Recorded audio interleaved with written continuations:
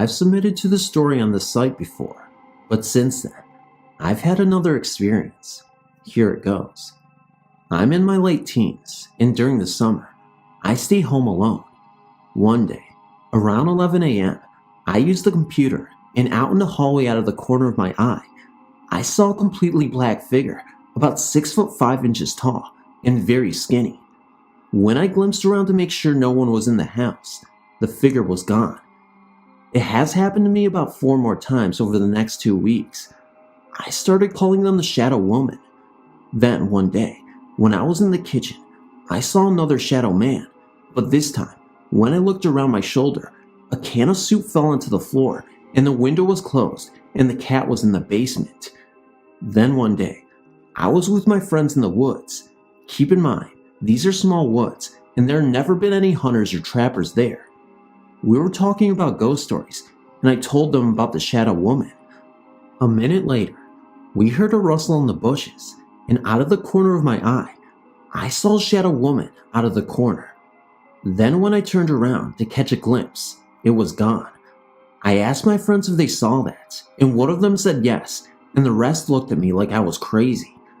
I'm not sure if these are spirits or just an overactive imagination, but usually, I don't imagine things like that. Since the experience in the woods, I haven't seen a shadow man since, but you never know.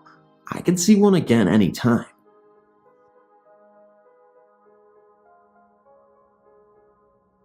Hello again. My name is Kara, and I have another story I would like to share. This encounter, or whatever it is called, took place in the kitchen. It was about midnight, or 1 in the morning. My mother was asleep.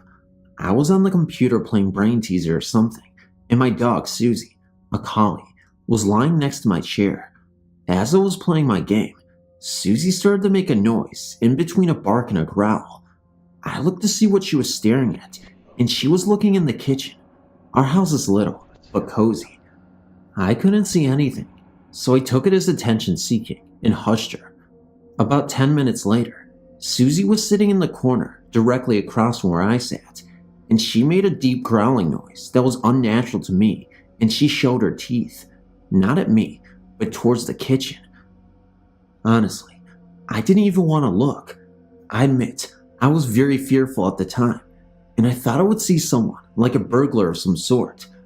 I looked out of the corner of my eye. I saw a very, very large white dog. Looked like a wolf dog to me because it was so large. It had eyes as blue as the sky and fur as white as snow. It didn't look threatening, but intimidating. It just laid there by the recycling bin, staring at me. Susie whimpered and caught my attention. I looked at the corner of my eye, and the dog was gone. That night, everything was so still, quiet, freaky the way nothing seemed to be able to move, like a pause button had been invented to freeze the noise after the dog had vanished. I went to my room to lay down, but my room was piled with clothes, books, etc. So I decided to go to my mother's room to sleep, since her bed was a king size and clean. The time passed by me as I laid there. 1:30 a.m., 2:30 a.m., 3:30 a.m., all the way to 4:30 a.m. I just stared at the wall with a background of my mother's snores. I glanced at my mom's door for a second, and there, perched on the door, was a dark cat figure. It had evil green eyes, fur as though I'd caught the dark glistening of nighttime. I stared at it for what seemed like 10 minutes. I rubbed my eyes, and it was gone. And it seemed as though one had played the sound again, like the mute button wouldn't work. I looked out my window, on my left, and saw a cat crossing the street, and I decided to doze off. But something didn't seem right. It was like the temperature dropped 20 degrees in the room. I didn't like it, and neither did Susie. She sleeps at the foot of my mother's bed. She gave me a very low growl and came over to lay next to me. I pet her for a minute and glanced at the hallway and saw what appeared to be an overgrown house cat. I fell asleep 10 minutes after that. I still don't know the connection between the dark cat figures and the white dog, but if you happen to know, I'd like to hear from you. Sorry if this was too long a story, and I hope you enjoyed reading it.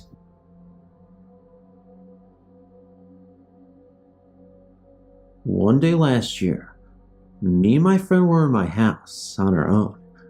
I decided to make noodles for us to eat, so I started to prepare them when we heard noises upstairs, but we just continued chatting. About 2 minutes later, we heard it again and ignored it, once more thinking it was just the floorboards. Suddenly, about 5 minutes later, we heard it again, but louder. The sound was like there was someone in my house, walking around upstairs, opening and closing doors, but we were home alone, so we thought we'd go and check it out, but we were a little scared, so we both got knives in our hands just in case it was an intruder and crept up the stairs.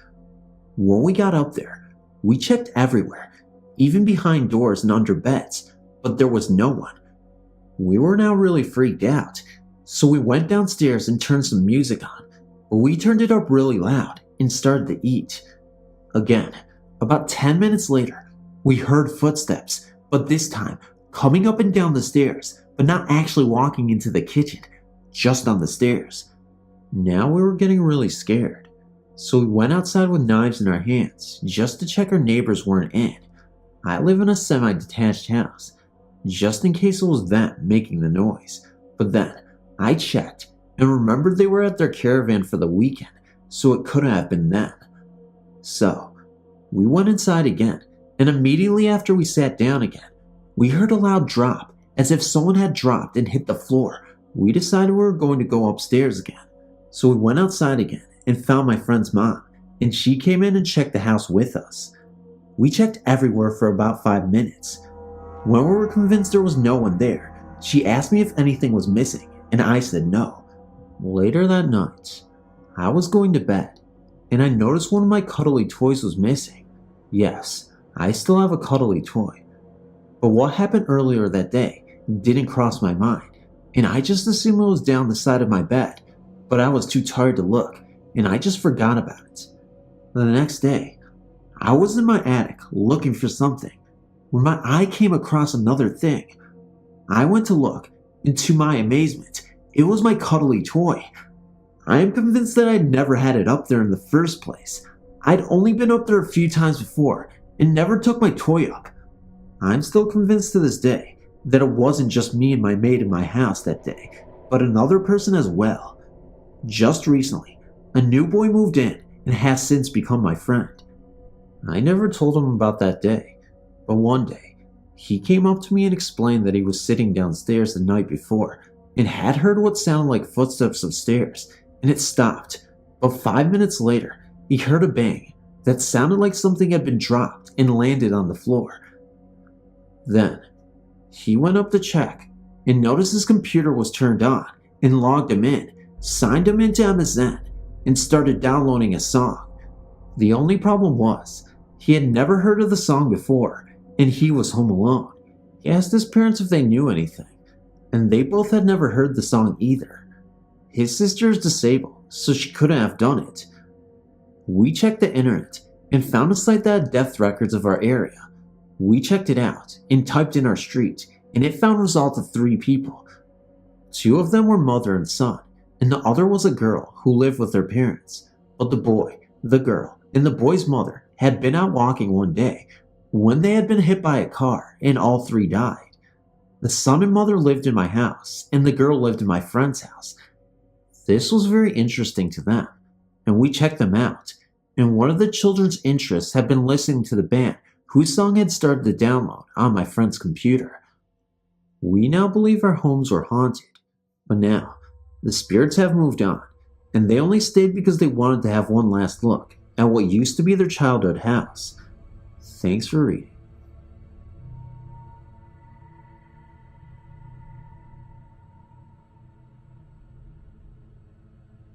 This story is just a collection of experiences I've had, and I don't know if they go together or make any sense at all. The first was when I was about 8, and me and some of my friends were out in my backyard telling ghost stories. All of a sudden, we heard a deep voice slowly calling our names. It seemed to come from behind a shed in the backyard, and we all ran away from it. We ran into the house and then calmed down, thinking it might have been my father, but then I realized my father was at work, and all of our neighbors were pretty up there in age, and I doubted they even knew our names. We were calming down in my room when I looked out the window, and about 200 feet away in an empty field, I saw the outline of what seemed to be a man but was totally black. But it was in the middle of the day. I couldn't even speak. I finally yelled as if I was walking away, and I think when I yelled, it turned and looked back at me. I never saw it again, and even writing about this is bringing tears to my eyes. The other experiences I've had were in the same room in my grandma's house. When I was young, I used to sometimes go to my grandmother's and stay for a weekend or a night. One night, I was sleeping, and I got up half asleep in some sort of confusion of hearing something in the hallway. I looked down the hall, and there seemed to be a shadow of a tall man against the curtains with moonlight shining through them. I wasn't scared like the first time. I actually felt like this was a man watching over me, and for some reason, I had a weird feeling it was my great-grandfather. The other time was when I was about 16. I was actually living in that room because I moved out of my parents' house temporarily. It was a typical night. I laid down to go to sleep, but was having some trouble. I finally started to get drowsy, and I rolled over onto my other side, and then, out of nowhere, I hear my name whispered urgently into my ear. I even felt the air. I jumped up, and no one was there. I had the door closed, but my grandpa was somewhat of a jokester, so I thought maybe he was pulling a prank. So, I got up and looked down the hall, and I saw him and my grandma in bed watching TV. He may be a prankster, but I doubt he can run that fast. I'm 18 now, and I haven't seen or heard anything weird since, but I also don't spend very much time at my grandma's house anymore.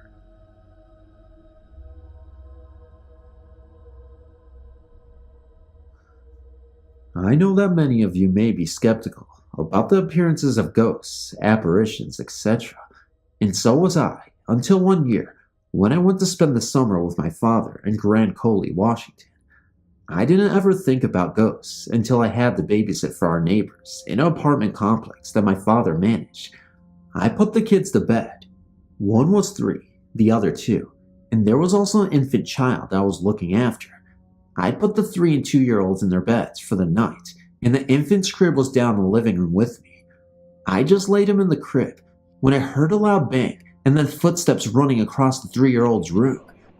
Now, she had a tendency to not do as she was told, but she normally stayed in her bed at night. But when I heard the footsteps, I assumed it was one of her cries for attention. So, I made my way up the stairs, trying to be as quiet as possible so I could catch her in the act. When I got to her room, she was sound asleep in her crib. So I went back downstairs, thinking it was my imagination. But about 10 minutes later, I heard the same thing. When I went back upstairs, she was still in her crib, only this time, she was sitting straight up, talking to someone on her windowsill.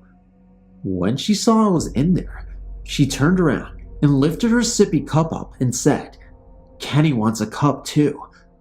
I started feeling a little uncomfortable about this, so I called my dad from the upstairs phone. It's not what she said that made me do that though.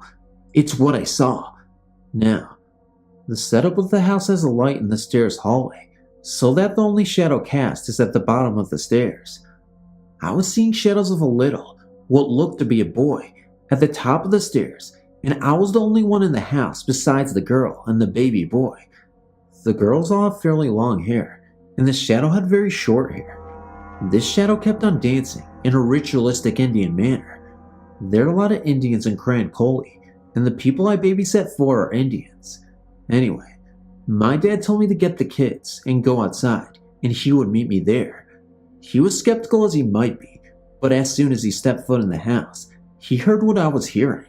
He checked things out, and when he and my stepmom got upstairs, she admittedly noticed something that made all of this a little scarier. You see, Roma, the lady I babysat for, was Catholic and hung crosses above each bedroom door.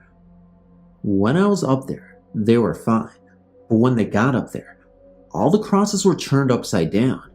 Now, what many don't know is that an upside down cross is a sign of the devil or his demons.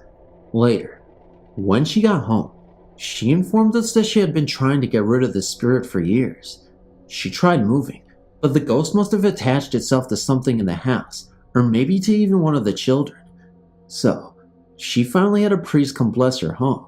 That only made it angrier than it already was, I guess, because about a year later, her new house caught on fire, killing the infants I once babysat, who we like to call Puddles, and her newborn child. The police could not find the cause of the fire, but the only thing that survived were the crosses above each door.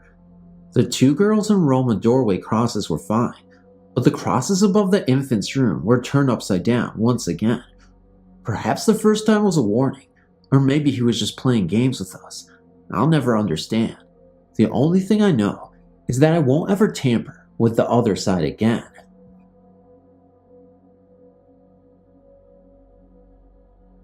I've not told anyone this before, due to the fact that it is hard to believe, and plus, it happened to me when I was young. I do not know if you would consider it a ghost encounter or not, but I'm going to tell you the happenings to me anyway. I live in West Virginia, and when I was 9 years old, my brother and I shared a room. We had 2 beds in the room, separated by a window in the middle of them. We had settled down for bed this particular night to go to sleep. I could not have been asleep long when I awoke to a rapping-like sound at our window. I laid in my bed, not moving a muscle for some reason, and I just could not move. I tried my best to move, and even scream my brother's name, but could not. And the weird thing is, what was going to happen had not even happened yet. While I was going through this state of mind, I guess I could hear knocking on the window from the outside. Whatever it was would knock twice on the window, wait a minute, and knock twice again. After this went on for a while, I was finally able to move on, and when I got up to look out the window to see what was knocking, all I could see were these 2 big red circular eyes looking right back at me. I was petrified. I went right back into the state where I could not move. It was like those eyes had me hypnotized. When I was finally able to move, I just laid back down. The whole night the knocking continued, 2 knocks at a time, and a few minutes later, the same thing. This went on for nights, and the same thing was there. Every night, when I would look out the window, there would be these 2 red hypnotizing eyes. This went on for about a week, and then all of a sudden, it just stopped, and it never happened again after that. When I got older, I started hearing stories about a creature in Point Pleasant, West Virginia. They called it the Mothman, and every time I would hear one of these stories, it would be described as having big red eyes. Then there was really no doubt in my mind that what was visiting me and my brother all these nights was in fact this creature, because when I was 9, we lived in Bluefield, West Virginia. To this day, I've never forgotten those nights when I was visited by what I believe is that creature.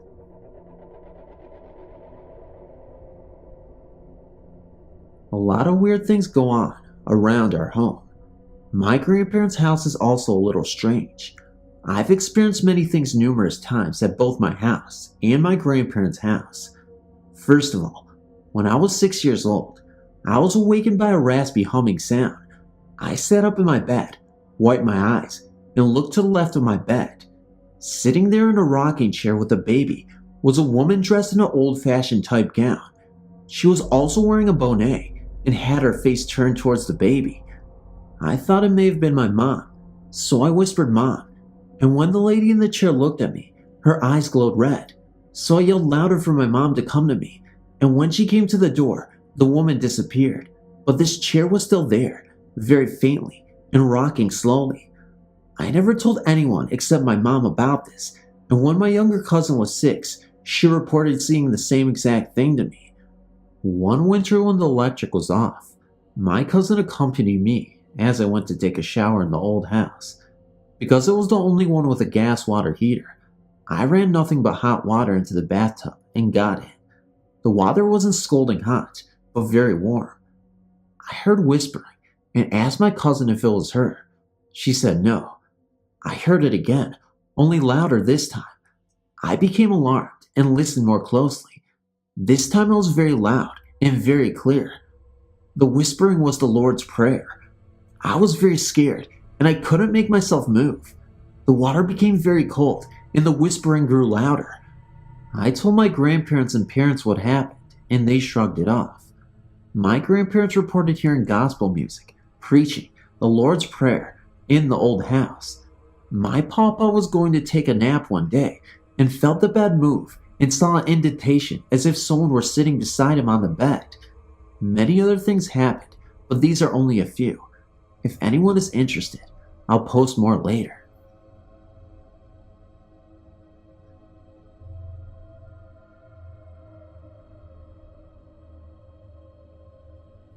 My story begins and then my belief was finally confirmed on a trip that my wife and I took to the Jefferson Hotel in Jefferson, Texas in September 2003.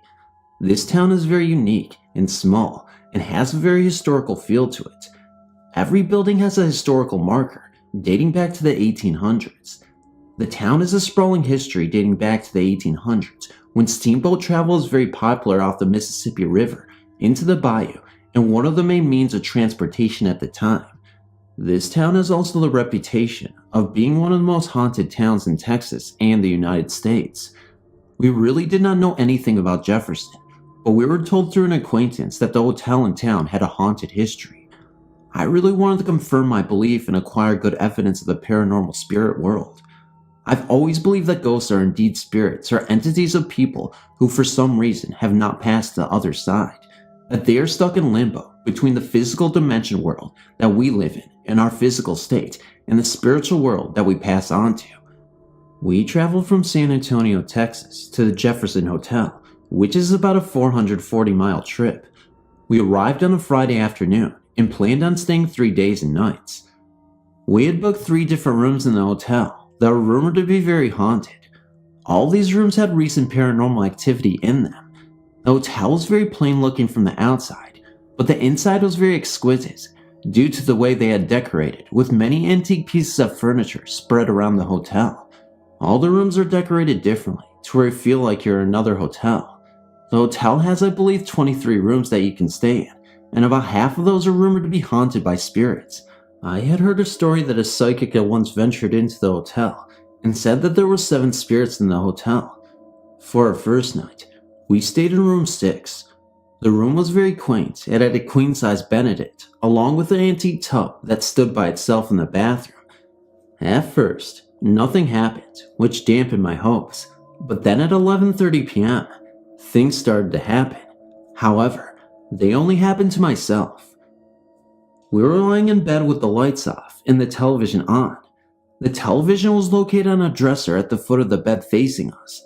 I was lying on the side of the bed, closest to the one window in the room. There was enough distance between the bed and the wall for someone to walk. I had exposed my right arm, resting along my side and slightly off to the side of the bed. Suddenly, something began to pull the hairs on my arm. I felt an electrical sensation, such as that when you acquire static electricity. I looked down in disbelief, but I could not see anything. I then nudged my wife and told her what was happening to me. She started to laugh, thinking that I was trying to scare her or something. Just then, while she was talking, I felt a small woman's or girl's hand and fingers drag itself all the way up my arm, from the tip of my fingers to almost my shoulder. It felt like a woman because it was a small hand. This really got my attention. I then jumped out of bed, telling my wife what had just happened. She of course could not feel or see anything, and thought I was making up the whole situation. I then had the feeling that someone was standing in the corner, between the bed and the wall, staring at us. I had the distinct feeling that the ghost was a woman or girl, because it seemed to be small and unobtrusive. This lasted for about 5 minutes, and then it stopped with me no longer having the feeling that the ghost was in the room with us. I remember it upset me that my wife was not encountering anything. Nothing else happened that night, even though I had expected it to. The next morning we moved across the hall to room 12, which had a very grandiose king-side poster bed in it. The room was also quite larger than room 6. I really was waiting for the opportunity for something to happen so that I could look at researching it more. I have to admit that I'd been slightly alarmed from my experience in room 6. Well, nothing happened in room 12, but something did later happen that night in the hallway just outside. I had become bored watching television with my wife and decided to go out into the hallway around 1 a.m. that night. I ended up sitting in an antique couch that is at the end of the hallway, pushed up against a door that goes out into the front balcony. The hotel was working on the balcony, and I locked the door and pushed the couch up against it to block the door. The door had a glass pane that covered approximately the top half of the door, enabling a person to be able to stare outside into the main street or the buildings across the street. Well, the street was very dark, and there was no activity at all in the street. It was very quiet at the time. I kept hearing noises in the hallway every time I looked down or away. It was strange that noises would happen only if I was not directly staring down at the hallway at the time. The hotel is very long, front to back, and narrower in width. At one point, I heard a noise down the hallway and looked down with nothing happening or being seen. Then I heard a noise outside and looked again to see nothing. I then heard the noise down the hallway again and turned to look. When I did this, something then knocked the glass behind me with 3 taps suddenly. I admit that I jumped about 3 feet because it startled me so badly. When I turned around to look, there was nothing there. I walked back to the window and the door and looked out again. Again, I did not see anything at all. I then went to get my wife and told her to sit on the couch a few minutes to see if anything would happen. Of course, she came back in after 10 minutes and told me that nothing had happened to her. This again was very frustrating to me because I began to think that the spirits were only trying to communicate with me. Nothing else happened that night, and we went to bed. The next day we moved into room 19, which is rumored to be one of the most haunted rooms in the hotel. The maids were in the hallway as I walked down to put our bags in the room. Room 19 sits in the upstairs hallway, all the way to the rear on the left side of the hallway. The maids began to tell the story of room 19. They said that a blonde lady spirit haunts the room and that the bathroom is haunted. When a person goes into the bathroom, you are supposed to run the hot water in the bathtub and the sink at the same time, and then close the door and turn out the light. The spirits are supposed to turn off the water sometimes, and you are supposed to be able to see the words in the mirror when you go back in and turn on the light. As the maids were telling me the story in the hallway, a woman suddenly stepped out of one of the rooms adjacent to room 19. This woman began to tell me that her friend had stayed in room 19 the previous night, and that they had brought a Ouija board with them. She told me that they had been trying to summon the spirits of the hotel. They had asked the board if there was a spirit that haunts the room, and what the spirit's name was. She said that the board had told them that yes, there was a spirit, and the spirit's name was Laura, which I had spelled out. When the board had stopped, the woman's friend had been lying on her stomach on the bed, watching the other 2 people on the floor do the board, when something suddenly grabbed her exposed legs from behind and pinned her down to the bed for a few seconds. The woman had not been able to move and was terrified by this. Later that night, the woman had grabbed her pillow and blanket and went downstairs to spend the rest of the night with the desk clerk that was there all night. Apparently, other things happened to the woman in the room to make her want to do this from what the woman explained to me. This really got my attention, and I could not wait to conduct our research of room 19. We also were the only guests in the hotel that night, and the desk clerk went home around 9 p.m. My wife and I ended up doing the bathroom thing right away. When we first went into the bathroom, there was nothing in the mirror over the sink, and the bathroom was very clean. I then turned on the hot water in the bathtub and sink, turned off the light, and closed the door. Well, the water never quit running, and after about 3 or 4 minutes, I went back into the bathroom and turned on the light. My eyes were in amazement at the words that had suddenly appeared in the mirror. The mirror had been steamed up by the hot water, but the words were very clear in a sort of film on the mirror. The words read "Help, Judy, help," and the word "murder" was written backwards in the mirror on the bottom. At first, I thought this was a joke, and I had my wife come in and smear the film on the mirror with her fingernails to where it was literally smeared all over the mirror. I felt that if there was some kind of chemical on the mirror, that it would be smeared the next time we did the experiment. Again, I went through the process, and again, the water never shut off or anything while we waited. When I went back in, I was truly amazed. The words had appeared in the mirror, exactly as they appeared before, without any distortion at all. This really freaked us out, and I really had the feeling something paranormal was taking place there in that room. We had decided to stay up late into the night, since we would be alone in the hotel that night. We asked the desk clerk to unlock most of the rooms in the hotel, so that we could walk into any of them should we hear or see something. The desk clerk did this, and we followed around as she did this. When she got to room 6, the room we stayed in on our first date, she put the master key in the lock and unlocked the door. She then began to push on the door, and it would not open or budge. I was standing about 15 feet behind her, watching her, and she pushed on the door and got a scared look on her face. She said, oh no, not again." I then began to walk towards her and asked what was wrong. When I got up to her, the door suddenly opened. We all stared at the open door in disbelief. I then walked into the room, but I saw nothing or felt anything out of the normal. The desk clerk then left shortly after that. My wife and I decided around 1 a.m. to sit in a couch in the middle of the upstairs hallway and wait for things to happen. Of course, nothing did, since we were sitting there prepared for anything. I then got up and decided to go downstairs to the lobby. When I was in the lobby, I had the distinct impression of being watched by more than one person, and I kept turning around to look, expecting someone to be standing there. I got this really weird feeling, and I decided to go back upstairs. When I got upstairs, I decided to go into room 14, which has a bed rumored to be haunted in it. This is a queen-size bed with an ornate, sculpture wood headboard that goes almost to the ceiling. The bed is actually kinda spooky the more you kinda look at it. I did not turn on the light when I went in, because the hallway light was bright enough under the door for me to see.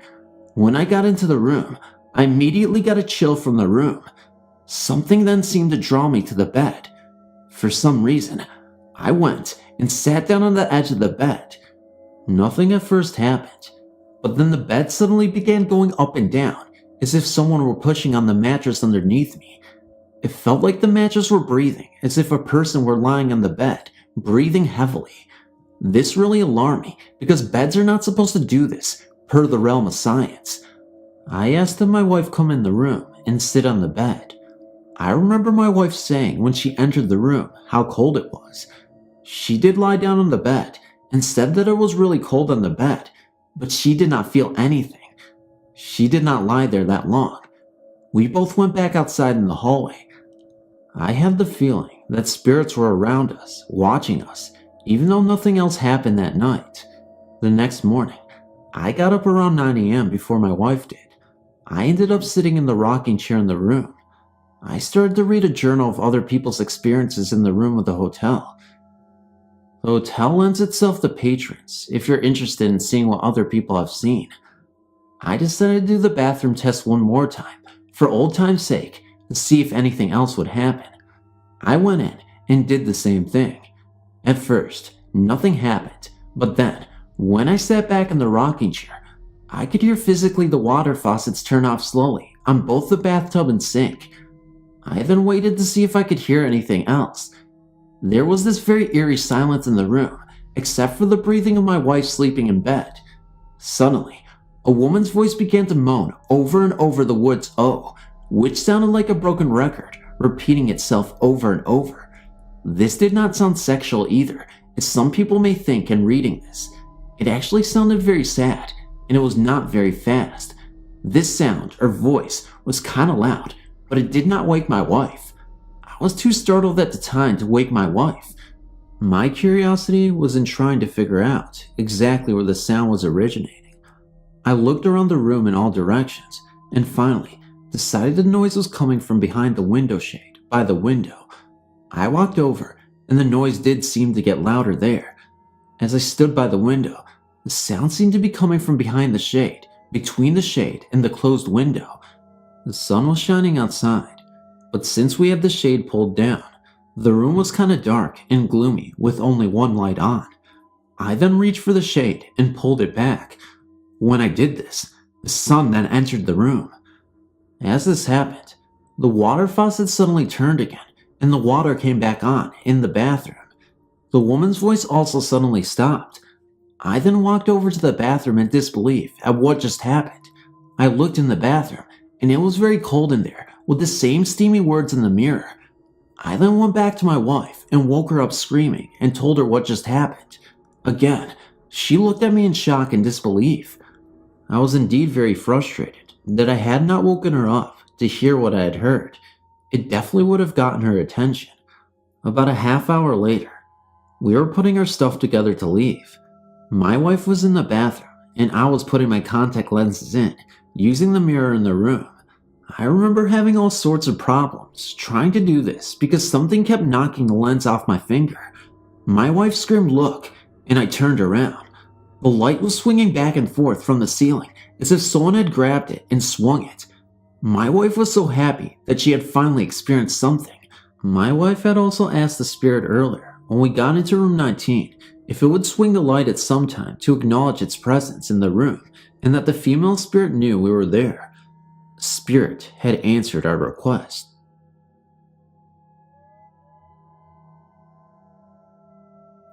My name is Jamie. It was late May, and I was at my friend's, Anna's birthday party. It was a sleepover. Around 5 or 6 giggling girls showed up for a night of pizza and movies. Although we were all excited and jumpy from eating pizza and consuming vast amounts of pop and ice cream, I decided I would turn in, as I was really tired, and they were watching a movie I didn't really enjoy much. They were all in the TV room, just down the hall and to the right from where I had set my sleeping bag in the family room. The floor was hard, and I was uncomfortable, but I tried my best to drift off. I was closest to the dining room, which was an extension to the family room and ended in a dead end. I'd stretched myself right in front of the entrance, so there was no possible way anyone could get into or out of the dining room without stepping over me. Also, once they had stepped past me, there was no way out again without stepping over me a second time. I sat up for a moment because I thought I heard someone breathing. I looked around the room, but it was empty. Across the hall, the basement door was slightly ajar, and I heard my friends laughing and talking in the TV room. I sighed and lay back down, finally able to close my eyes. I awoke only minutes later to a thud in the room. It sounded as though someone with heavy boots was deliberately stomping on the floor towards me. I assumed it was Anna or one of the other girls trying to scare me. I heard them stomp to the edge of my sleeping bag and step over me.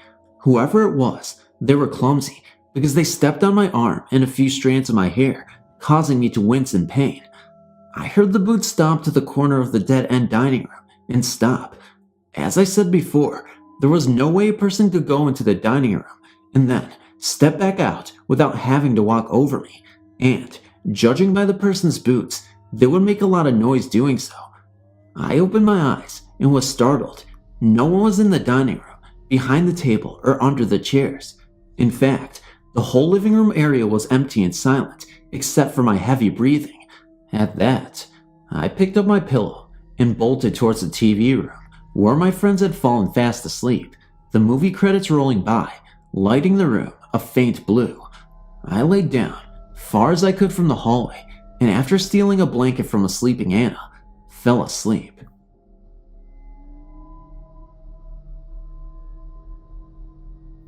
I wrote previously about the place I work and all the ghostly happenings there. Up until now, I've not seen a full apparition, only shadowy figures and strange sounds. The other night, myself, my assistant, I will call her Amy, and a maintenance guy, Robert, were working in the area where most of the activity occurs. It was 11:30 p.m., and we decided to take a smoke break. I need to explain the layout of the building for this to make sense. Our building is smoke-free, so we have to go outside to a smokehouse. In order to get there, there's a long-tiled corridor, about 50 feet long, leading to the door. There are no fences or areas along the corridor. The three of us headed to the smokehouse and exited the heavy safety door. Amy was first, I was second, and Robert was last. Just as Robert came through the door, Amy turned and gave a startling scream. I turned, and right behind us was a woman. What made her appearance so shocking was we had not seen anyone walking behind us down the corridor, and there was no place for her to have come out of. Also, as she walked on the blacktop, there was a loud, sharp clicking of her high heels. I fell back against the wall of the building and was speechless as she walked by. What scared me the most was one, her clothing. She dressed in all black. Black skirt, shoes, coat, gloves, and a large 1940s style hat with a veil covering half her face. And two, where did she come from? And why did she not acknowledge us? Amy had screamed, and yet she did not turn her head, look at us, or acknowledge us at all. After she had walked by us to the parking lot, I told Robert to see if she got into a car. I ran after her, but within 10 seconds of us seeing her, she was gone. Needless to say, we were all pretty shaken up that night. The next day we scouted the building for a woman who matched that build and asked people if they knew of someone who wore that style of hat. Everyone said no. This is not the first supernatural occurrence in this building, but it is the most intense to date. I should add that one of our old employees said our description of this woman sounds like the founder's wife. She died in 1957. I've posted to this website before and have something else I would like to share. It was 1986 and I was 18 years old when this occurred. My sister and I were on our way home from a Bruce Springsteen concert and I'd fallen asleep in the car. I had a very vivid dream that my boyfriend at the time was involved in a car accident. So vivid, as a matter of fact, that I dreamt that there were 4 people in the car. Him and his friend Sean and 2 girls that I did not know. I woke up and said out loud, "Bobby's been in an accident." I didn't get the impression that it was fatal, but that they were hurt. My sister said that it was just a dream and to not be upset, but I knew in my heart that it wasn't. When I got home, it was pretty late, probably about 1:30 a.m. I went into my bedroom to get changed, all the while resisting the urge to call Bobby and confirm what I already knew. I felt that if it was indeed just a dream, it was too late to call though. As I was wrestling with this, my phone rang and it was Bobby telling me that he and Sean had been in a car accident. That in and of itself was strange, but he had also been cheating on me, and there were 2 girls in the car with them. No one was hurt too badly, just as I had thought, but there were injuries. Just thought I'd share. Thanks for listening. Hi. My story is very personal, as it was not a haunted house I lived in as a child, but a visit from my deceased granddad. Just to outline why I believe it came to me was that I was raised by both him and my grandmother in England from 9 days old till 10 years old. For all intents and purposes, they were my parents. I was 14 in 1976, and my granddad had been slowly going downhill from his battle with sclerosis of the liver. He had been in a hospital for a couple of months, and we knew he wouldn't be spending that Xmas with us. He died at 3:58 a.m. on October 7th, 1976, with my grandmother by his bedside. She had all the monitors, IVs, tubes, pumps, and everything else that was keeping him alive removed, so that he may die with dignity in a side room, privately, without the impersonal ambience of intensive care. I was devastated about this loss and automatically went into a crying fit. This went on for about 2 weeks. I didn't eat, sleep much, stayed out of school, and in general became very ill and depressed. I vaguely recall the funeral, but was very overcome with emotion. I was a 14-year-old girl who had lost the most important man in my life, and it was killing me. One day, I recall getting up to go to the bathroom and hearing my mom telling my dad that they should take me to a psychiatrist due to my emotional state.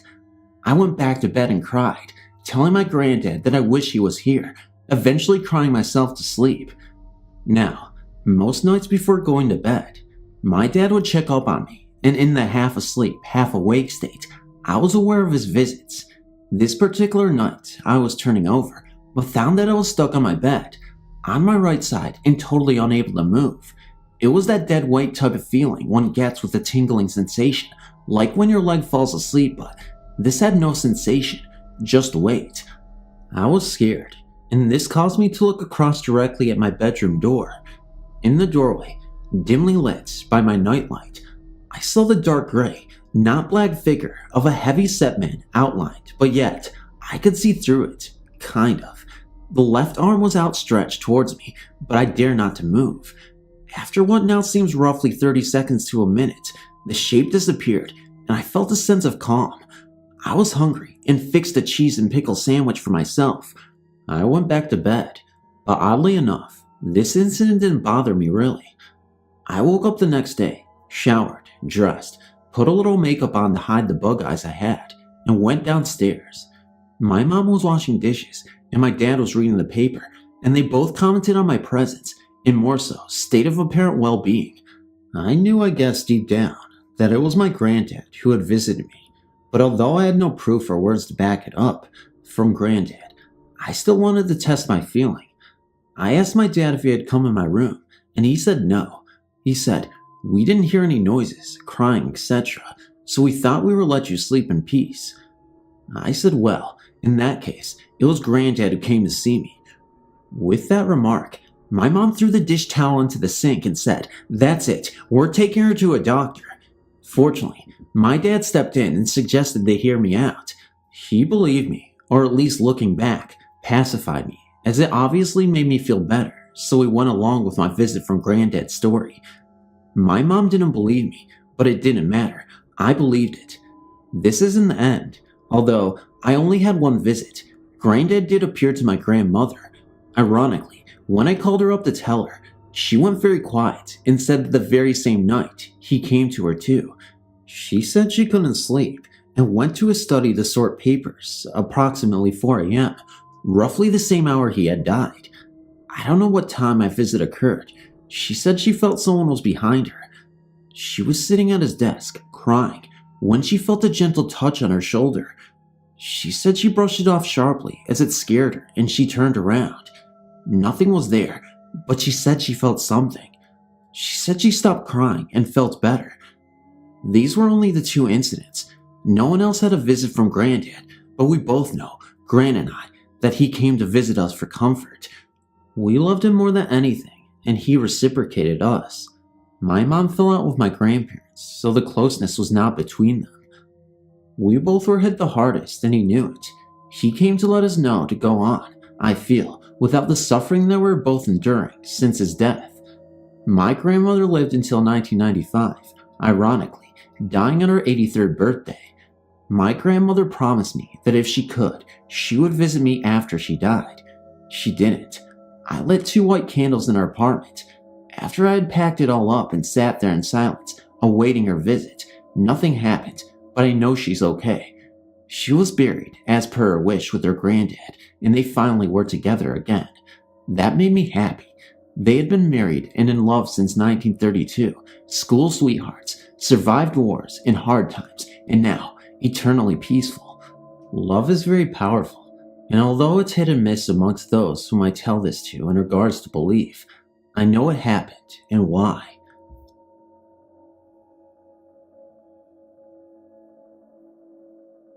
I've seen 2 of these things. They're called green orbs. I've known people who have seen them, and I've seen videos of them on TV that people have filmed and say that they are ghosts. First time, I was at my grandparents' house, which they seem to think is haunted. They joke about it because they are very religious and have trouble incorporating their beliefs with their senses. I was going to bed and was having to share a bed with my grandfather, who was already long since asleep. I crawled into bed and laid there for a while, my eyes adjusting to the darkness. Eventually, my eyes focused on the brightest object in the room, what appeared to be a reflection. I stared at it for maybe 15 minutes before a realization hit me. It was the brightest thing in the room. I considered maybe there's something outside brighter that it's shining off of, but my grandparents live in the sticks and have only one light outside, and it's quite some ways from the house. I had originally thought that it was a reflection from the brass hinges on a door. After deducing that the light was of its own source, I investigated. I got out of bed and walked up to it. The closer I got, the more apparent it became that this was not a mere reflection.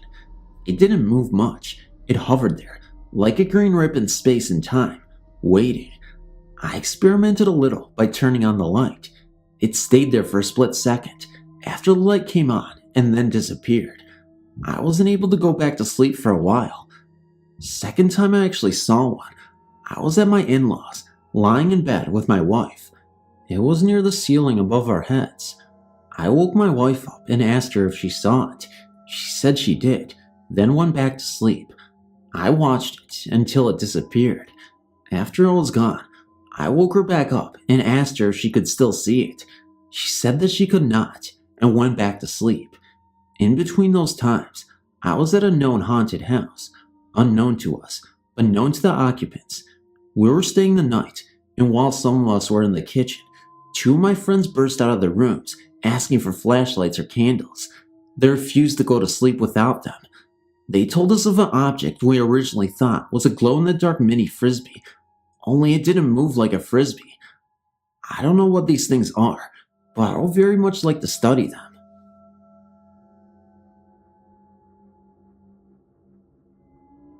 I was around 10 or 11 years old, growing up in Georgia when this started to take place.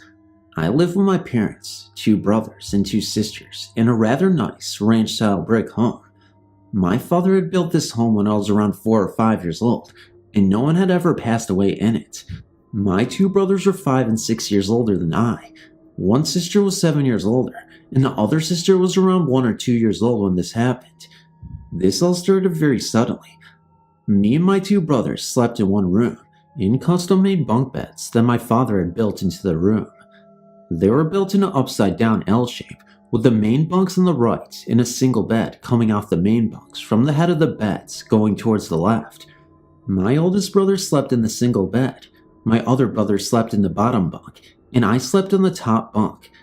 There were two windows over the single bed that my oldest brother slept in, and during the summer, these were kept open so that the attic fan will pull cool air in. Sorry for so much detail. It helps one to understand the rest of the story. One night we had gone to bed, and around 2 to 3 in the morning, my oldest brother was jarred awake by a tremendous pounding on the other side of the brick wall, where he slept, outside. He woke both of us up very quietly, and we listened as the pounding went across the wall, as if someone was walking the length of the house and back, pounding on the brick wall as they went. Now, this wasn't like someone was pounding with their fists or even kicking the house. We probably couldn't have even heard someone who was hitting the wall with their fists or feet. No. This sounded as someone had a 15 or 20 pound rock or something very heavy and solid, and was pounding the wall with it as they walked back and forth, with the impacts coming approximately 1 to 2 seconds apart. After some very frightening few minutes had passed, my older brother slipped into our father and mother's room and awakened our father, telling him about what was going on. My father, not pleased with being awake at this hour, didn't really believe him at first, but quietly made his way to our room and where the pounding was still going on. As this was summer, he looked out the open window through the screen, but couldn't see anyone. He then proceeded to collect his 20 gauge pump shotgun and slipped out the door on the opposite side of the house from the pounding to try to sneak up on whoever was doing it. As Daddy turned the corner of the house with the shotgun at the ready, the pounding suddenly stopped. Daddy had a flashlight, of course, and there was nothing to hide behind for at least 30 to 40 feet, where a cornfield started. He searched around for a bit, but couldn't find anything and came back in. As soon as he came in the house, the pounding started again. He went out immediately. Whenever he turned the corner, it stopped again. This was repeated several times, always with the same results. These happenings then continued for the next 2 to 3 months, almost every night. My father did not find anything or anyone that could account for it. There were also no marks or any kind of evidence to show where the pounding was being done on the bricks. One night my brother that slept underneath me was having a dream about playing basketball in a tournament at school when the pounding started. As the pounding was going up and down the wall, he was dreaming that he had missed a shot and that the coach had called him to the sideline. He dreamed that the coach was mad at him, and while asleep, he was moaning and making some kind of noise. My oldest brother, who slept under the windows, was trying to listen to the pounding to figure out where it was at during that time, and when my other brother started moaning, he reached over and grabbed him by the hair of the head and started pulling his hair to try to shut him up. At this time in the dream, my other brother was dreaming that the coach had grabbed his hair and was pulling it for him, missing the shot. We had always laughed about this happening. Anyway, my father never did catch anyone or anything pounding on the wall, and we still wonder to this day what it could have been.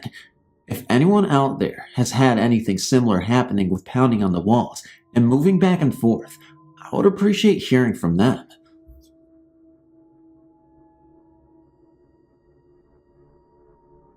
This is really weird because it happened about 2 days ago. My house doesn't have any history of weird stuff or hauntings. That's what made it strange. I lived in this house for about 6 years now. I'm 17, and I've yet not experienced anything like this. It's not really a haunting, but I thought it was really weird. It was about 1 a.m., and I was in my room on the internet. Both my parents were asleep, and nobody else was in the house, other than me. My parents were in their room, which is all the way across the house. The living room, the kitchen, the family room, and a small hallway separate my room from theirs. The only lights that were on were the lights in my room, because I was on the computer. As I was looking through the website, I heard my name whispered in my ear, so I stopped and looked around to see who had whispered, but saw nobody. So then, I tried to get chills and decided to go to bed. So I turned off the computer, and this was now about 1:20 a.m.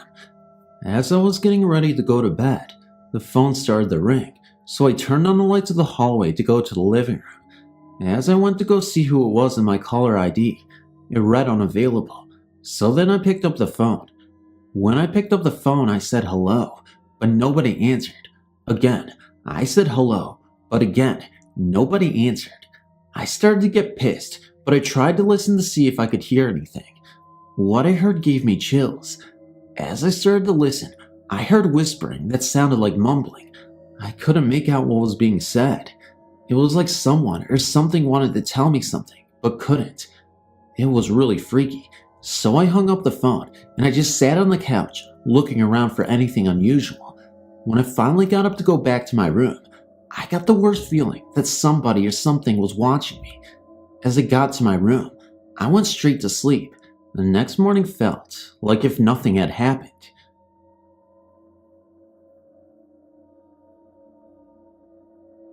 This is the house of many tenants. The house is well over 200 years old and has many tenants over the years. I was 18 when we first moved in. It was a 4-bedroom house with high ceilings, an attic, and basement. My parents and nephew had the 2 downstairs bedrooms, which left me to the upstairs rooms. The first night we moved in, my friend and I were setting up the upstairs rooms as my bedroom. As we were standing in the hall by the bathroom, a little boy ran out of the other bedroom, ran down the hall towards us, peeked out around the corner, and ran into the bathroom. We went into the bathroom and saw that no one was there. Let me explain. This couldn't have been my nephew because he wasn't even in there at the time, and there was no other small boys in the house. Also, sometimes I've seen a man who dressed in what I can only call colonial walked up the stairs and walk into the attic. The weird thing is, I've never seen him walk up the old wooden stairs. Sometimes you could hear someone moving boxes and stuff around in the attic as if they were looking for something.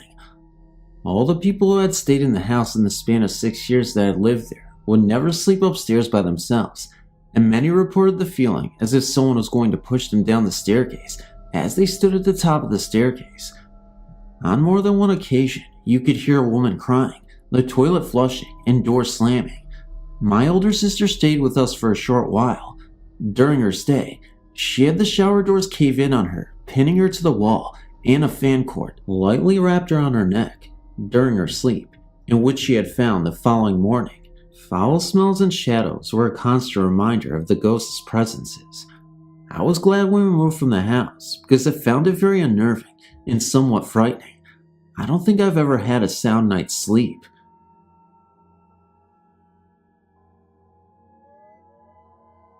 In 1996, my boyfriend Daniel was living in an old New Zealand city called Dunedin.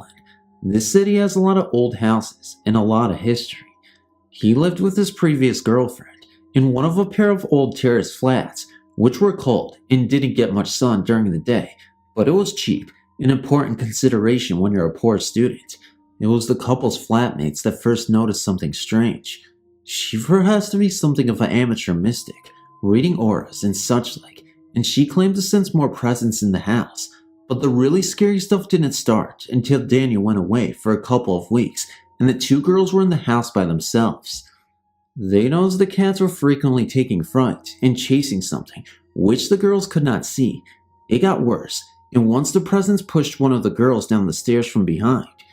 Finally, as Daniel's girlfriend lay in bed one night, she felt something get into bed with her, a cold presence which touched her thigh. While Daniel was still away, The two girls had the place exorcised and the incident stopped, but not for long.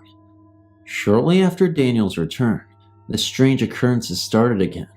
The cats freaking out and other weirdnesses.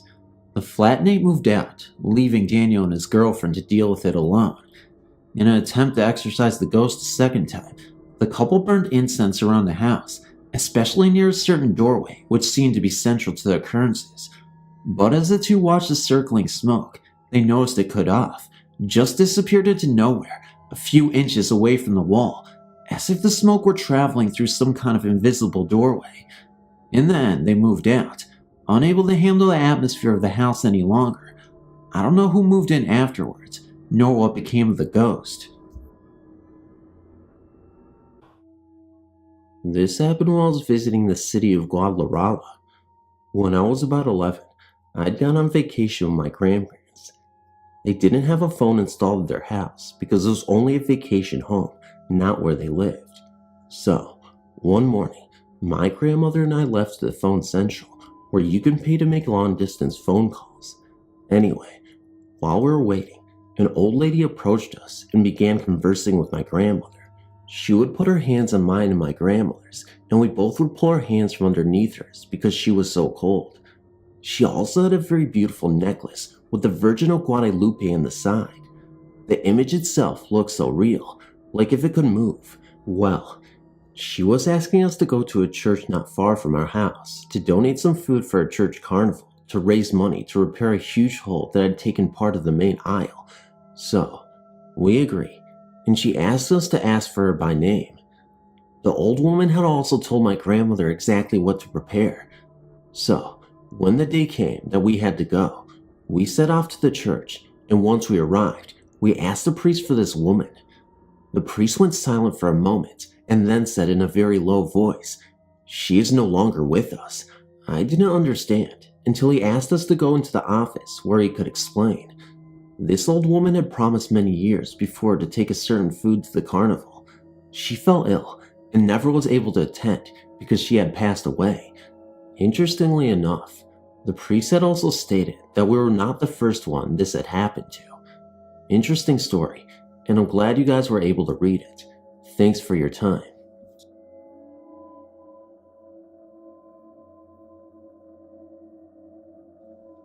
I've always believed in ghosts, and now I live in a 100-year-old haunted building. I moved in with my boyfriend a year and a half ago in July. The night I moved in, I had an experience that was a bit unnerving in the light of day. I received a call from a friend that evening, and she asked if I could take her kids to the airport in the morning. I said sure I will, and set my alarm to go off at 5 a.m. so I could go get her and get to the airport on time for her. Well, my alarm went off, but I was so tired from the move, I forgot why I was going off and fell back to sleep. An hour later, I felt the bed shaking as if someone were trying to get me up. I remember thinking, what now, and then fell back to sleep, only to be woken up 20 minutes later by the phone ringing. My friend said she would get a ride from her sister. After the call, I looked over to the kitchen and saw a gray figure in the door that seemed to shake its head at me. I immediately knew he was what tried to wake me up, so I could keep my promise to my friend. He seemed to have the best intentions, and I didn't see him again after that. He seemed very friendly. We then moved down to the second floor, and I soon found out we have a ghost here too. This one likes to pace up and down a short hallway between the door and the living room. He also paces along the southwest wall of the living room sometimes. I get the impression that he's a man in a brown pinstripe suit and bowler hat and has a mustache and deep-set eyes. He stands about my height, around 5'8". When we first moved in, he would pace the hallway, coming further and further out into the living room and bedroom. It's a studio apartment. He seemed highly agitated. My boyfriend saw him more than me, and a few times he would arrive home from work and the top dead bolt would be locked. We never used that lock, as it is very difficult to open with the key from the outside. My boyfriend works graveyard at a 24-hour store, and I am alone here at night for 4 nights a week. One night, I noticed that it was coming further and further out into the living room, and he was giving off vibes that were not friendly. I've had enough of this now, and looked at the hallway and said, listen, the year is 2001, not 1903 or whatever year you think it is. Times have changed, and it's okay for people to live together without being married, so lay off of it. I felt a feeling of surprise from the hallway, and have not had a problem from him since. I related this to the apartment manager, with whom we had become good friends with, and she said that she had seen him too, and I was right in my impressions of what he looks like, as that is who she had seen in our place when her son lived in the studio. She has also seen him in the hallway outside her apartment door. She said that there are several ghosts in the building, and she is not surprised to hear stories about them, as she has also had experiences with them when she first moved into the building before she was manager. It's an interesting place to say the least.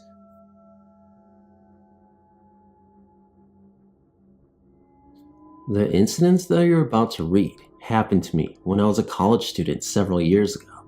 We had inherited an old apartment from my grandfather, and 2 years after his death, our family moved in. The fact is that it was okay in the beginning. Weird things started to happen soon after my dad transferred to another town, and my parents left both me and my sister in the apartment. During the day, we could hear noises coming from the ceiling, and we wondered what the neighbors upstairs were up to. We didn't give much thought to that until we started hearing them in the middle of the night. It sounded as someone was dragging chairs and tables around the apartment. We knew our neighbors upstairs. They were an old couple and had one son who occasionally paid them a visit. One night, the noise went so wild that we decided to run upstairs to complain about it. I rang the bell several times and banged at the door. No one answered it. Apparently, there was nobody home. This situation went on for months, and we finally talked to our neighbors. The old lady was baffled and claimed she would never do such a thing. That was crazy. Anyone who came to our home would hear the noises. One morning, my maid was working in the kitchen when she heard someone open the living room door and walk along the hallway. She was scared to death, but she never thought it could be a ghost. She quickly took out a knife and searched the whole apartment for a burglar. Again, there was no one there. It was not uncommon to sense someone watching us or in the room, just a presence. Once, I was writing a paper and I clearly felt someone behind me. As I turned around, I saw nobody. My sister was so afraid to stay alone in the apartment that she would wait for me downstairs. The most frightening thing was to come. We were sleeping in our bedrooms when we heard bangings inside my closet. They were so loud that I woke up and jumped out of my bed immediately, thinking the shelves inside had tumbled. When we opened the door, we saw nothing. The closet was in the corner of the room, and we didn't have neighbors next door. It couldn't have come from outside the apartment either. The noises were so real that we didn't doubt that they were there. When we sensed someone around us, we didn't wonder if they were ghosts because the whole thing was so real. The ghost idea only dawned on us on some time later after the incidents. We are not ghost freaks. Well, after that last incident, I grabbed my mattress and slept in my sister's room. On the next day, I went to a church and brought some holy water with me, which I sprinkled all over the place. Things calmed down for a while. A year later, we moved out, and we heard that the family who had bought it moved out 1 year later. Hi, my name is Lisa. About 3 years ago, I was in a rehab for about 2 months. It was up in Lafayette Hills, Pennsylvania. The place was an old 1800s huge mansion where the owner's daughter Eugenia was mentally ill. Back then, they did not know the things they do now, of course, and her wealthy father donated the house and its land to the people in the profession after his daughter hung herself in the main foyer from the grand staircase. The name of the rehab is Eugenia House, and it was, in every way, still her house. The house itself is now used as offices and meeting rooms, some of them original. In fact, most of the house is still original, except the actual rehab, which was built off of the house. Anyway, being very into the paranormal, I was extremely interested in the history and to know firsthand if it was in fact haunted. Every time I could, I went in there, listened to the people who had worked there for years, and believed these stories. Some of them would not go in there after dark. Now, I was determined to know. One evening after dinner, me and my friend Brian sneaked off to investigate. It was totally empty. As we walked up the main staircase, I was hit with this very cold air all around me. I was really scared, but went up anyway. As we got to the top, we went right into one of the offices. We walked in a little further, and I was so uneasy. As I turned to look at Brian, we both heard shuffling, like books moving around on one of the desks. Then it sounded like a large book fell very hard to the floor. As we turned to run out of the room, I was disoriented and did not know where to go, so I followed Brian. As we fled towards the main staircase, these very big double wooden doors at the top of the stairs that in my whole time there were never closed, and they were so big and heavy, don't know if I could close them without help, slammed shut right behind us. The stairs were very long. As we got to the bottom, we stopped and looked up, and as we did, the cold air hit us very hard, like a winter wind. It felt like it swirled around us on purpose, investigating us. It made us just stand there, in awe almost. Then, after a few minutes that felt like forever, we fled out the door. We told the believers in the group, who were amazed, and I'll never forget that. After that, I did not go back in at night, but in the courtyard where we all smoked, you could look into the front windows. One night, shortly after that, I was telling one of the counselors of my tale and peering in the window at the same time. As I spoke, one of the big overhead outside lights would flicker, only when I mentioned Eugenia's name. At this point, the counselor was extremely convinced and started to tell me a few stories of his own that he never shared with anyone until me, for fear of the staff would think he was being foolish, but neither of us were.